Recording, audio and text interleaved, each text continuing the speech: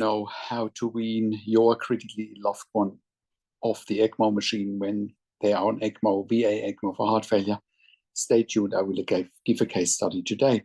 So currently we are working with a client who has their dad in ICU on VA ECMO for heart failure after cardiac arrest. So here's the current situation. So the client has been on ECMO, VA ECMO for heart failure for a few days now, and she wants to know what are the steps to wean him off VA ECMO. My name is Patrick Hutzel from intensivecarehotline.com, and this is another quick tip for families in intensive care.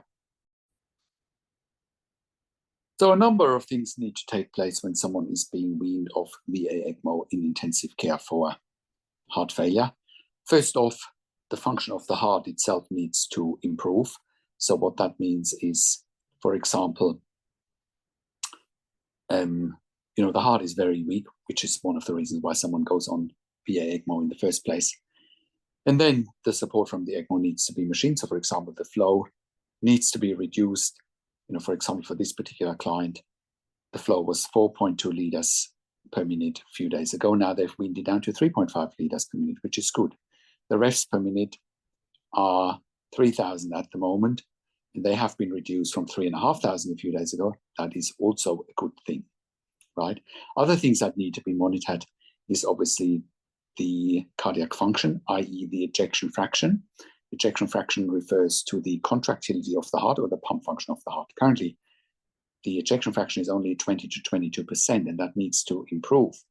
The client is also on a lignocaine and amiodarone infusion to maintain a regular heart rhythm, a sinus rhythm, and that also needs to be weaned off step by step to make sure that the heart can pump or can beat in a regular sinus rhythm instead of being in an irregular rhythm, making it more likely that the patient has another cardiac arrest or heart attack.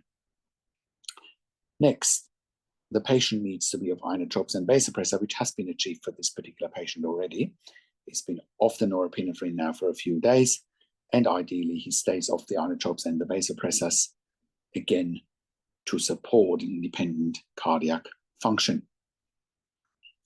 Furthermore,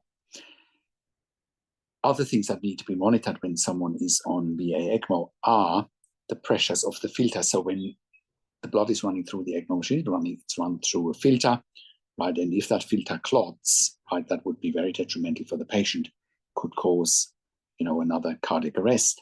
So therefore, the patient is on a heparin infusion to make sure the blood isn't clotting. So APDT needs to be checked daily to make sure it's within a therapeutic limit so that the filter doesn't clot.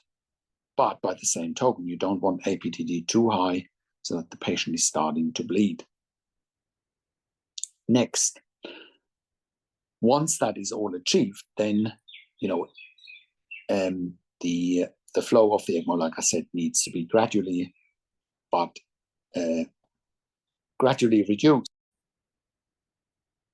Also, the sweep gas flow needs to be reduced. The sweep gas is responsible for removing CO2 from the blood that's running through the ECMO machine.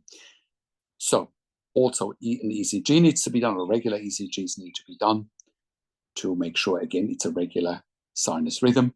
And also regular ultrasounds of the heart need to be done, checking ejection fraction. Now, in some scenarios, you also want to have a Swan-Ganz catheter so you can check cardiac output, cardiac index. That's not happening for all ECMO patients, but I know some ICUs are also using a Swan-Ganz catheter to measure cardiac output, cardiac index once again, to make sure the heart is in a position to independently beat and have the right stroke volume and ejection fraction to work independently to maintain organ perfusion across the board. Once all of that is achieved, then the next steps is to wean the patient off the ventilator. That can also happen step by step. Once the patient is off ECMO and is also off the heparin, right, that's also a point where if the patient can't be weaned off of the ventilator, that a tracheostomy might be the right thing to do by, when heparin has been stopped, if the patient can't be weaned off the ventilator after about 10 to 14 days on the ventilator with a breathing tube. Sedations should also be minimized, and opiates should be minimized and ideally should be stopped as well. Now, I have worked in critical care nursing for 25 years in 3 different countries, where I worked as a nurse manager for over 5 years, and I've been consulting and advocating for families in intensive care since 2000. And I've been working as a nurse unit manager in intensive care for over 5 years, and I've been consulting and advocating for families in intensive care since 2013 here at intensivecare.com. And I can very confidently say that we have saved many lives for our clients in intensive care. And you can verify that on our testimonial section, and you can verify it on our intensivecare.com podcast section.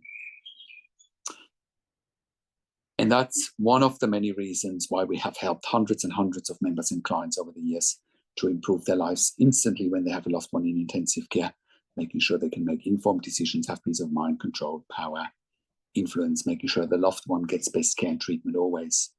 And that's also why I do one-on-one consulting and advocacy over the phone, Zoom, Skype, WhatsApp, whichever medium works best for you. And I talk to you and your families directly. I handhold you through this once-in-a-lifetime situation that you simply cannot afford to get wrong. I also talk to doctors and nurses directly with you or on your behalf, and I ask all the questions that you haven't even considered asking, but must be asked when you have a loved one critically ill in intensive care, to hold them accountable.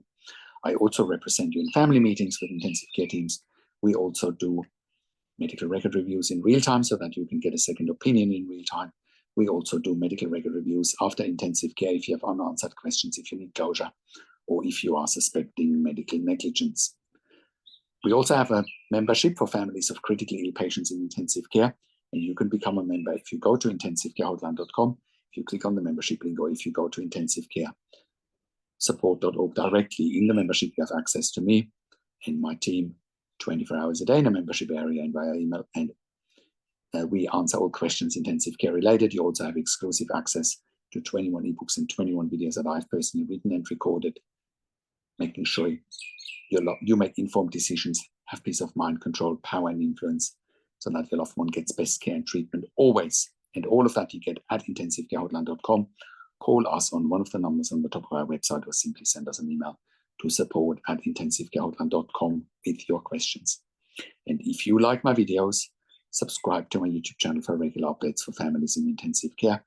Click the like button, click the notification bell, share the video with your friends and families, comment below what you want to see next, what questions and insights you have.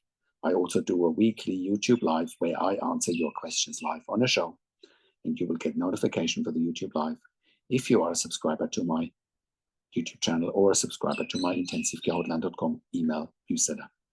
Thank you so much for watching. This is Patrick Hutzel from intensivecare.com, and I will talk to you in a few days. Take care.